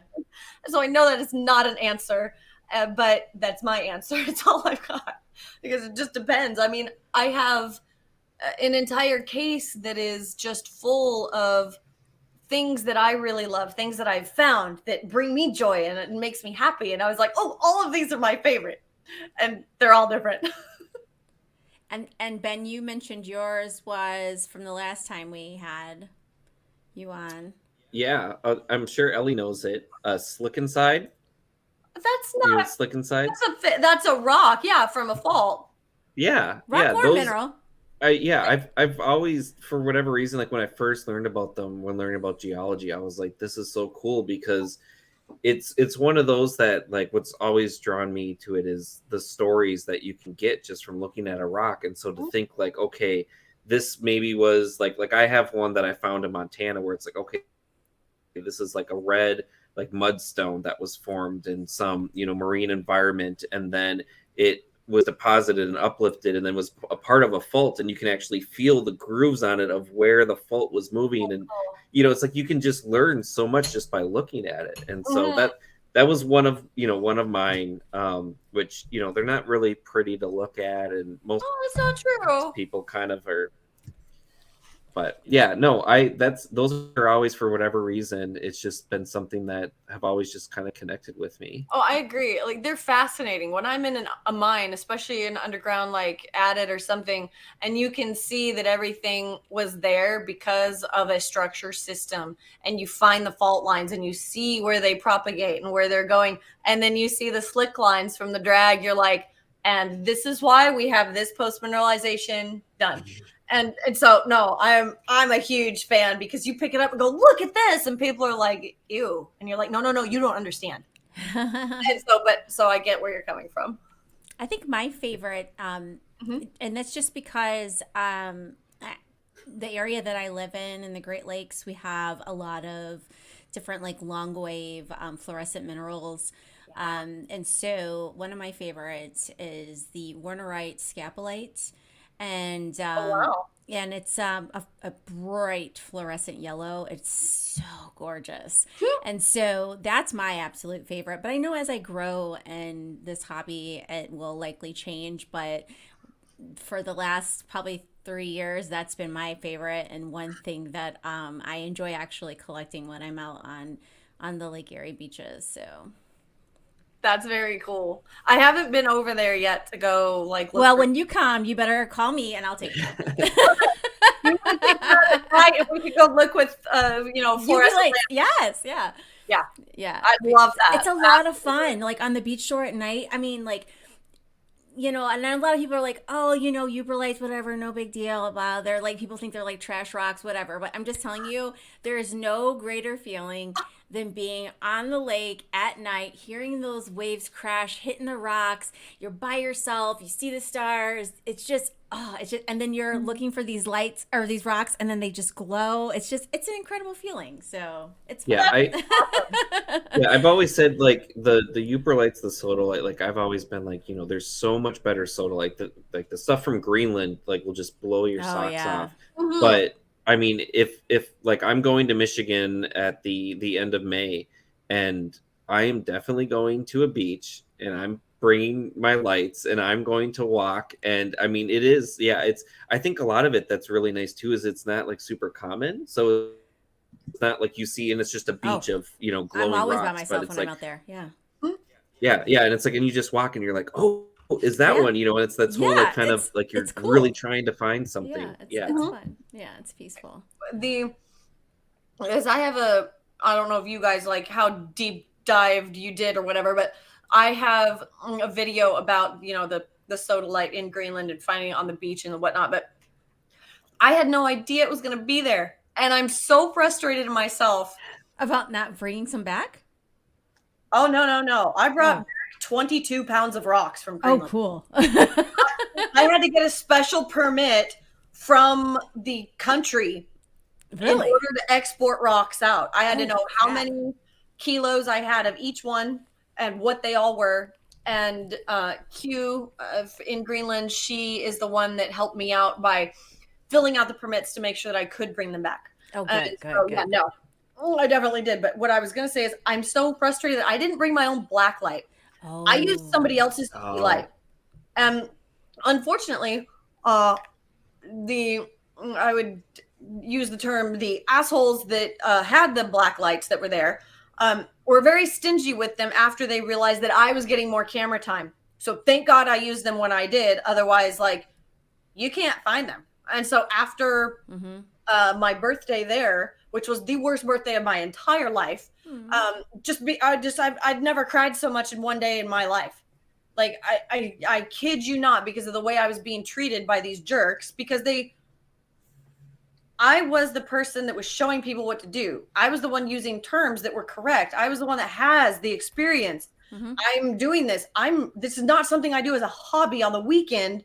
This is my life. Right. So they got mad at that because, the cameras followed me. The cameras were watching what I was doing. That wasn't my fault, but they were jerks about it. And so after my birthday, I didn't get to use their lights again. And I was there for 3 months, and my birthday was in the first 3 weeks of being there. And so I was like, this freaking sucks, but at least thank goodness some opportunity to use I got to use it as best I could. And I was up for I think the second time I got to use it was in Elley. Oh yeah. Walking around. Yeah. And that was, I think, my sixth biggest viral video. Overnight, it got 3 million views. Oh, I bet. For finding a piece of rock. And I flipped out so bad. I was like, I thought I was God. Because it was glowing. I mean, it was like, it was on fire. Yes. And I've never seen one that big before. And every person thought it was fake and like it was staged. I was like, no. This is like, real. This is real. So for the sodalite then, was some of it the Hackmanite, like the tenerbescent? I don't know if you've seen those that have come out of there either. Because that's actually talking about favorite minerals. That's like one of my like favorites now that I've gotten a few Greenland pieces. Yeah. I don't know if you've gotten any of the tenerbescent hackmanite from Mm-mm. there. Yeah, Not because that that's I'm stuff. aware of. Oh, yeah, because that's really cool. What I've been trying to do is find a piece because they're so expensive right now. But I want to really get a piece. I've talked to someone that he does carvings with rocks, and I really want to find because it'll change colors then after it's exposed to the UV light, and then it'll fade back. And so I really want to get like a carving of something that Oh, wait. you can hit it with the UV light, and then it'll like change color and then fade back. Are you talking about tug turbite? Tugtapite does do some of it, but like so, like Yeah. the sodalite there. So okay, so It's- what did it's you the say it was called? hackmanite. Hackmanite. Yeah, hackmanite. So it's like a clear yellowish kind of color in daylight, and then after you expose it to UV light for a while, it turns like purple, like amethyst deep dark purple, and then slowly, like after like a couple days or a day or so, like sometimes even shorter, if you hit it with like just a normal flashlight, it'll fade back to its normal color. And people that have had it for a while, they haven't noticed any changes over time. Like you can do it as many times. Like I've got pieces of barite from Hartselle, Colorado, that you can leave it out in the sun and it'll change from like a yellowish color to blue, but that's it. It'll stay blue forever. Like it's permanently changed. But with the hackmanite from Greenland, I know there's some too, like out of I think Mount St. Hilaire in Ontario. I know some of that hackmanite does it too.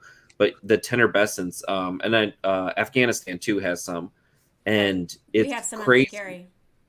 Yeah, from Ontario. Yeah, so and it's like my favorite thing, and it's the prices now are like getting much higher, but like I really want to find some that because it's so cool because it's like I love showing it to people because they'll be like, how much purple do you see? And I'm like, there's none, and you hit it with the UV light for like a few minutes, and then you go, okay, now, and they're like, well, now there's purple. Yeah, it's crazy. I love. Yeah, that's like my new favorite. You know, and like now that you say this from the stuff that I did collect, because I like 4 or 5 different spots throughout Greenland, I collected some of the rocks, you know, just based on either the phenocrysts or the whatever was going on. I should just see if any of it does that. You should totally. Like, yeah. I am because if you didn't know about it, then you may have it and not even realize it. No, I didn't, and I knew that sodalite was in Greenland. I just didn't think it was going to be where I was at, and so I brought like the scorpion finding light, which is like has 0 power, and so I'd have to be like this close to the ground, like looking for stuff. Like you'd have to be right here. You couldn't see anything, and so when I use the other people's lights, you know, you could be standing up as a normal human being and look around and go, oh my gosh, there it is. But I'm going to have to look this up because I researched tugturbite to death. And so I got some of that, which was awesome. But I didn't know about the hackmanite. And my brain's going nuts right now. I'll just have to figure that out. Yeah, I've been following like, you know, the fluorescent mineral like Facebook groups and things, and so like when I first started seeing it, because then like there's someone that he's collected a lot of Greenland rocks, and they sell it on eBay, and I like to, I've gotten a few pieces that way, and I mean are we talking about Mark Hole? Yeah. So yeah, shout out to Mark Hole. Yeah, and his daughter Valerie is the one that's you know doing it now, but yeah, it's you know that stuff like I've gotten a few of it, and I think I've sold maybe 1 or 2 pieces, but it's like it's because it's so cool, and it's like I really have a hard time like getting rid of it because I'm like it's like a color like because I tell people it's like getting sunburned. Like you can hit the rock with UV light and it changes color and then it'll fade back. Like oh, so cool. Yeah, that's awesome. Real quick, Bobby, which is somebody that I had on a previous. Let me pull over his message here. Sorry, I had him on a previous show. Nope, not this one. Wanted to ask you about a claim in Greenland, and do you remember something about on your show? Do you remember the situation? What did she say? Oh wait. When the guy who owned the claim in Greenland denied her keep or fines, what did she say to him off camera? Anything? So, or if he's still on, this is two different things. Is he talking about the guy at the ruby mine, which I'm assuming? Bobby's messaged me before, and yes, he says they should have let Elley keep the rubies. yep, We the already ruby. talked about Okay, that. so this guy. Okay, yeah, let's hear this juicy. This was great. So I show up at his house the day before we're going to go to his claim. Okay. And he takes us downstairs to his little area of ruby everything, right? And he's got rocks that I kid you not, that I can't like, they're huge. I guess I'll go back here. They're like gigantic on his floor with these huge pieces of crystalline corundum. They're not in like the best shape. You like, it's cool because they're so big, but they're like the pieces that you would break off to use like in a classroom to show people what corundum is, to like scratch it, to see that it scratches everything. So not gem quality. No, but then he had a whole nother section that was gem quality where he'd gone through and he had made a ton of different jewelry with them and put them in local shops. And, you know, he talked all about it. And he was supposedly a geologist. I have questions there. That's a whole other story. But he had this claim that he got at this beautiful area, and he talked all about it, how it was, you know, a little bit of a hike to get there, but we could go there and we could see all this stuff. He also, which was a fact or whatnot, he had the largest solid crystal of corundum in the northern hemisphere. Literally, it was this tall, and it was perfect. That came down, and it was beautifully shaped. And I have pictures of me holding both of the two giant ones that he extracted. And they're in this like phyllite type weird material that sucks to get off of the corundum. But because I had gone to the ruby mine before that, and they let me help like do stuff to the crystals and whatnot. That's not on camera, but they let me help do all kinds of stuff, which was cool. Right. So this dude's like, yeah, so we can go to my mine tomorrow, and you can dig stuff up. You know, you'll be able to keep it. You can, you know, we'll just all hike up there. It'll be a great day. Plus, the TV show itself said that I would be going on a tug-to-bite hunt, which I never did. And I would be going on a ruby mine hunt, and whatever you find, you get to keep. Okay. This isn't something that I wrote, that I signed. Okay. So, but to me, I'm like, yes, this is like my favorite freaking like, you know, type of crystal. Right, because corundum, you just said, was like your favorite mineral, right? Yeah. Okay, yeah. So like, yeah, when I have to like deduce it and take it down, it's like, yeah, it's corundum. Like I have to, you know. And so I was so excited, I couldn't even believe it. Well, we get to the boat, we get on the boat, we're driving along, and the dude's like sitting there, and he's kind of like shady. And he's like, we're like, I can't wait to get there. He's like, yeah, we brought the water saw, we brought these picks, we brought hammers, we brought all of these things. And I was like, okay, that's good, because like, you know, we brought like a rock hammer, and like that was it. So he didn't tell us how far we had to hike. Okay. Oh my gosh. So we get there. Everything is soaking wet because you're walking through weeds that are like up to your knees, like all these bushes and you're tramping around. And it decided to rain.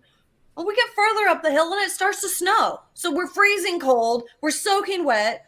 And we still, like, we're in this layer of fog now. And he's like, I think it's that way. Maybe it's over there. I was like, oh my gosh. He's like, well, the last time I was here, it was by helicopter. We're like, oh my God, okay. are you serious right now? Like, so we're like 5 miles into this, straight up a hill. Like, right. And I'm like, oh my gosh, I can't believe it. So we get onto this ledge and we start like looking around and stuff. And I start to see it on the rocks. I was like, this is what we're looking for. This is it. And he's all, oh yeah, okay. We go that way then. I'm like, this is your fucking claim. Are you serious right now? So I was like having it. Q was with me and she's like, I could strangle him. I was like, yeah, me too. And she's like, let's just keep going. So we keep walking. He's like, you got to keep walking that way before you get to the area. You'll see where I've been digging. And which was true. We eventually saw where he was digging. So we are pounding on rocks. My hands are numb. Like completely, literally, I can't feel my fingers. It's so cold. and like big, huge snowflakes are coming down, and it's like you can see like this, like all of my stuff. I can barely see what I'm doing because of like my hoods and my jackets and whatnot. I'm freezing cold. We get all this stuff out. I'm like, yes, this is so cool. We put it in 2 backpacks, his and then another one of his, and we're like, well, you know, can we, you know, like split this up and keep it? He's like, well, we'll talk about it when we get back to the boat. And we're like, excuse me? So you just walked all this way, went through all of this extreme weather to mine rubies for him? Yep. So we get back down to the boat. We start taking it out of the backpack, out of the baggies that we like put it in, you know, because some of them are small, like real small. Some of them were like this, you know, pretty big. And they're all in this like kind of crappy philic material, you know, and we're like, okay. And so I said, so what do we get to keep?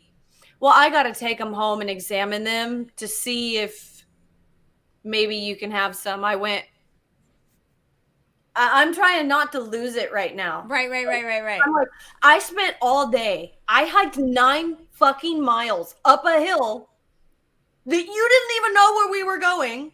I have a twisted ankle. I'm soaking wet from head to toe. I blew out my boot. I'm just like, okay. And then plus on all of this, my phone fell out of my pocket. Thank God it was on the boat.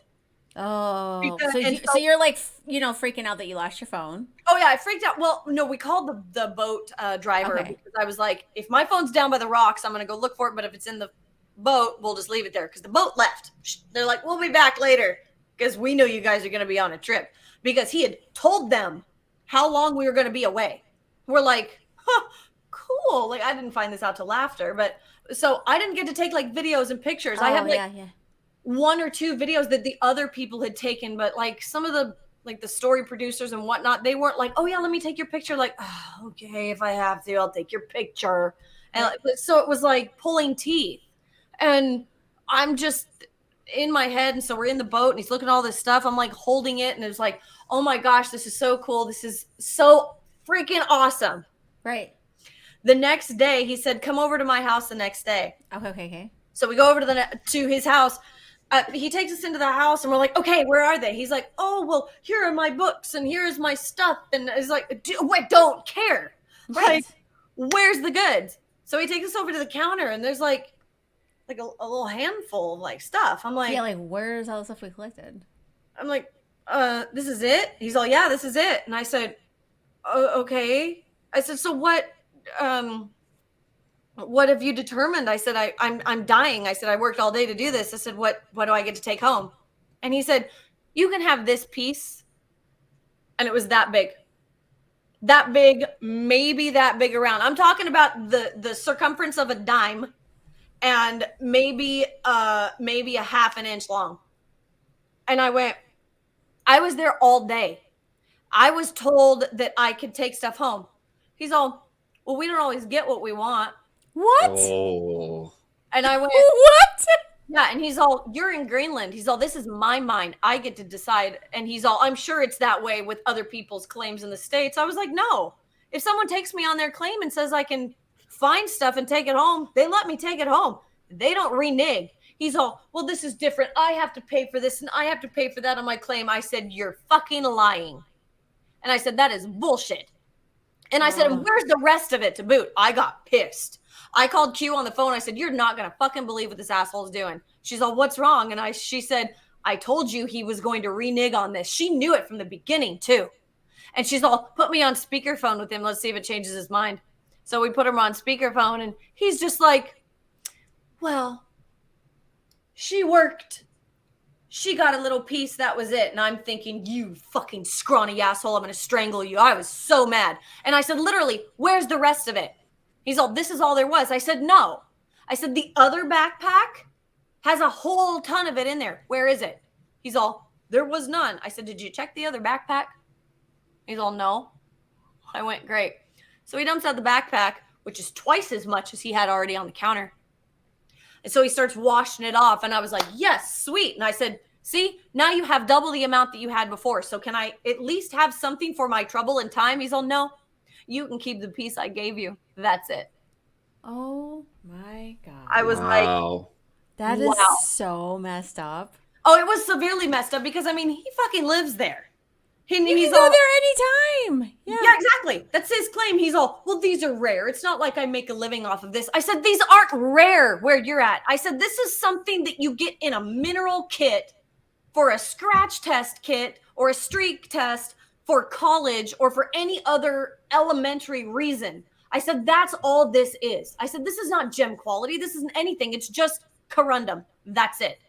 Oh, Yeah, we gave them away, and when I was in Chicago, they would have at the Chicago Gem Show, whatever it is that's there, every year they would have a mineral that would be like the mineral of the year, and one year it was like ruby, and they literally gave out little pieces of ruby to everyone that walked through the door. Yeah. More than I got. He just was like, yeah, you don't always get what you want. This is my claim. I call the shots. I do what I want to do. And I'm like, I literally all day long, like we left at the butt crack of dawn. There wasn't even light outside to take an entire boat ride to this guy's place. He completely negated like exactly how far we'd have to travel up this freaking hill that was horrendous. Didn't clue us into what was going to go on. And then the next day I realized I got to take something that big home. I'm like, wow. And yeah, maybe I'm the asshole for thinking something else, but he told us literally in his home, oh yeah, you'll get to dig for stuff. Whatever you dig up, you can take home. I mean, you don't dig for other people. I mean, I don't know any human that digs for other people. I mean, unless that's some kind of written and verbalized thing. I mean, when you go and dig something, you're digging for yourself. Yeah. I mean, exactly. That's just I mean, the only way that I go do that is if like whatever I'm digging for is a lot less than, you know, whatever I have, or it's just, you know, so, but somebody else is going to enjoy it so much more than I will. It's like, oh, here's this. Have fun with it. Yeah, we know that wasn't the situation. You're not going to Greenland to dig to pick rubies for other people. Yeah. No. Okay. And So sorry. Oh no, I was just gonna say, so you weren't able to keep some of the rubies, but you did say you brought back a bunch from Greenland. So like what was your like favorite that you were able to bring back from Greenland? I love it that I did get a little smidgen bit of a ruby, right? Yeah, I mean, because it is corundum and I did pull it out of the ground, yay, which is cool. But I loved finding the sodalite. And then the person that had the museum in the Sarsarak, he knew I was the geologist. So one of the people that was one of the story producers, she's like, so if you get back to Narsarsuaq, could you go into the museum and then get the beaded necklace for me? And then someone can bring it home. I was like, yeah, sure. So I did, because she had already gone back to London. And so I went over there and the guy's like, oh, you're the geologist, right? I was like, yeah. He's like, I have family at my house right now, but if you want to come back this afternoon, I'll show you our mineral collection. I was like, oh my gosh. Yes, I would love to. Yes. And so like, but I didn't have anything else to do. My flight didn't leave till the next day. So 4 hours later, I go back to the museum and he has everything like spread out. He has UV lights ready. He has all this stuff. And then over on the side, he had a little like pile of rocks. And so that little pile of rocks had, you know, everything kind of spread out that he gave me. Oh, and he said, wow. And I don't know how he knew this, but he's like, I've heard you've gone through kind of a hard time here. And I'm like, yep, a little bit. Like, it's one of the most stressful, almost humiliating parts of my life. I mean, I was threatened to be beat up. I couldn't even believe it, that the girls threatened to beat me up because they just didn't like me. And I'm like, oh my gosh. But he apparently heard about all this stuff. And so he wrote down what everything was on a piece of paper. And it was so cute. Oh, nice. He would take like the piece of mineral and then, you know, he would put it on a piece of paper and then he traced the mineral and wrote the name beside it. So you could remember in case the paper got lost with the mineral? Yep. How How cute is that? Like a chalk outline Yeah, of like like a a crime chalk scene. outline. And I took a picture of that with all of them, like just in case it got like disheveled or missed. And so yeah, I have all of my like Greenlandic minerals in a little area in my house, and like they're in a little case. But yeah, so he had given me tugturbite, he gave me fluorite that from Greenland. He gave me some of the what is it called? Oh, I forgot what it was. It's like kind of their moonstone, so to speak. It was really pretty. There was a little bit of I don't know why I am lapsing the name, but it's a feldspar crystal. Pasterite? No, it has like a beautiful blue arginescence to it. Okay. And anyways, if you get it wet, you can see it like really pretty. And then he gave me 2 different Labradorite? Yes, thank you. Labradorite, okay. Yeah. My mind just was like couldn't think. And the 2 different types of sodalite, because they have the complete like white version there that once it's the orange, and then they have the bluish color there as well. And then he also gave me a piece of microcline that they get there, and just a couple other little things. And I was like, this is so incredibly sweet. Yes. I couldn't even believe it. Like, amazing person. Yeah, and you know what? That's kind of like I don't know, from my experience, like, and it's different depending on what you consider yourself, a rockhound, a prospector, whatever you are in the hobby. But like from my experience, like from the rockhound experience, I have never gone somewhere where we haven't given and exchanged like rocks from our area to another person in their area. It's just kind of like a thing you do. So like that's incredible that you had that experience, and it's terribly bad that you from the other person who treated you that way, because I can't even imagine somebody inviting you to their claim and saying like, oh, you get to have this little tiny little thing. Like, what? Yeah. I've never even, not even you found it yourself. When, here and over here in the U.S., it's like when we go to different places and we meet different rockhounds and we prospect, just like, not only get to, we'll take you to where you hunt, but like here, you can also have this. This is, just because it's like you live in a completely different area and you don't have access to this. And it's like, you're like, oh, thank you. Like, thank you so much, because I may not come here again. Or if I do, it maybe once or twice. So like, So I'm glad that you had an experience of, a good person in the hobby, because God, that's insane. Yeah, no, it was absolutely nuts for sure. I was just flabbergasted by that guy. And that's why, and for people that have watched the show, I ended up going to the Greenlandic Ruby store, which is in Nuuk, in their mall. And I actually ended up buying, that infuriates me even more that you had to buy it. Yeah. So I actually bought a ruby for everyone on the claim. Aww. And then I bought myself one, plus a pair of earrings that had like a little teeny tiny, and we're talking to like small, like, and so I'm gonna like draw a little thing. I have it actually too, if you want to see it, but like we're talking little, tiny, like really, really little. Yeah. Hang on, let me grab the one really quick because I keep it in its little case. So for what it is. Oh, wow. That's one he gave you?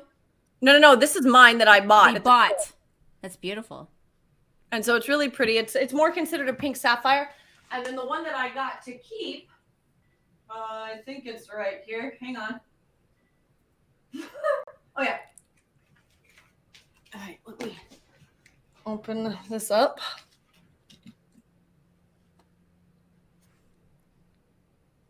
Hang on, it'll focus. Oh, yeah. So, real crappy. Yeah, totally. Like, I've filed off all of, like, the phyllic material, but that's... Hang on. If I hold still, it focuses. Darn it. Yeah. I see it. There it goes. Yeah. Wow. So, it's got its natural shape, but that's it. Wow. So frustrating. Because he didn't dig shit. Like, he went to go find water for his saw, and then he came back and like sawed out a couple things. But like Q and I were just we were hitting with sledgehammers and chisels, and like I was trying not to break a finger because my fingers were so numb that I couldn't feel where they were on the chisel. Like that's how cold it was. And I was just blown away. So yeah, I ended up, spending a fair amount on my little tiny, ruby that I bought, because I was like, damn it, I'm not going back with nothing. This is pathetic. But yeah, that guy, total dickweed. Like, I hope karma comes back to kick him so bad in the balls that he never can produce children again. Like, no, will not happen. So where do you see yourself? Do you see yourself doing any other reality geology shows? Do you see yourself doing your own? Like, what is there a future with Elley and geology and television? Oh, hell yeah. Like, so I would, me doing a show on my own has been pitched to a couple different people. I think it would be great. And so both to PBS and Netflix. And so I am really, really hoping that I will get something soon. And that's so awesome. we'll just see. Yeah, that's awesome. So would that be like a travel show, like different rock hounding places, or like just you adventuring? Okay. Yeah. So there's been like a couple different things that have been thrown out there. One of them I can't talk about, but the other one would be me exploring different parts of the U.S. at first. With minerals and talking about rock hounding and the geology that is associated with that. And cool. There's not really been anything like that, that comes from a perspective from someone like me. Yes. And not that I'm all special, but like, no, I have a completely different perspective on the world for all of the experiences, plus my backgrounds. Yes. And so I want to go do that. No, I am not the stereotypical geologist. Like, people are like, yeah, you need a beard and a beer gut and gray hair, and like, then you're a geologist. Flannel shirt. Yeah. I do have those because they're super comfy, but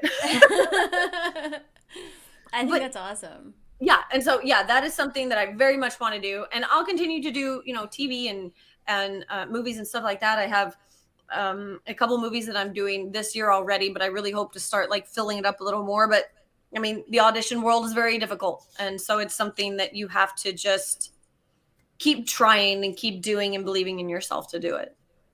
Absolutely. Yeah. And before we let go for tonight, I do have one question for you. Okay. For those people who are watching or listening who are newer in the hobby and want to know, like, they love rocks or they love being in nature, what is something that somebody who wants to start collecting, what is a piece of advice, or even if it's down to some kind of equipment, what's something that you would recommend a new rock hound invest in rock hounding? So like, start to kind of perfect your kit, whether it's, a hand lens or like a mineral test kit, or, a good backpack, water bottles, like that kind of like standard stuff. But when it comes to actually your area, there are a lot of very, very specific rock hounding books and mineral collecting books that you can go get for your specific state. They're constantly changing, but it allows you like to get a handle on an area of where to look. And so once you start to kind of see those different areas, whether it's by a stream bed or by a bluff or an alluvial fan or up the side of a hill, you'll start to kind of form your own indications about, ooh, I see the same locations other places. Maybe I can go over there and find something on my own. And so it just starts to allow you to think outside the box and to explore those little areas and those little ventures. And you just be careful while you're doing it. Use a buddy system. Tell someone where you're going. Take protection with you when you're out there, whatever that may be for you. I carry multiples. So like, if anybody sneaks up on me, you're able to get a 9 in your back. So just do not mess with me. Otherwise, like,